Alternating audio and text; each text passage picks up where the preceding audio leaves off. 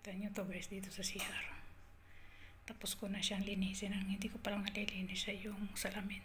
So ngayon nagising yung aking amo. Sabi niya sa akin, brushing ko yung tiles. Lagi ko naman binabrush yan. Nilalagyan ko ng Clorox or kaya Jif.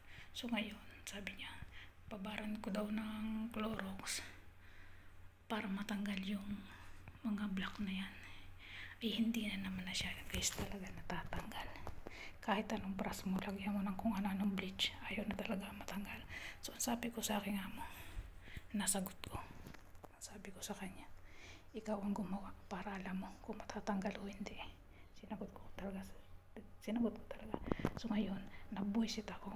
Ang inilagay ko na na Clorox, kalahating galon. So ngayon, itry natin kasi 20 minutes na siya 20 minutes na siya nakababad. Hindi talaga yung matanggal. Kakainis. Guys, may Clorox na may sabon pa. So, lalagyan ko naman ngayon ng Jif. Sinasabi ko hindi matatanggal. Tatry ko. Ayun na guys, tapos na ako maglinis ng CR.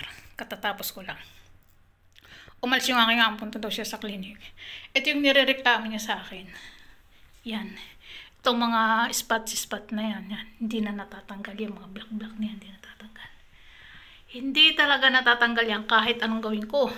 Clorox, sabon, may Jif na. Ayaw pa din. So ngayon, nabuisit ako kanina. Sinagot ko kasi kanina eh.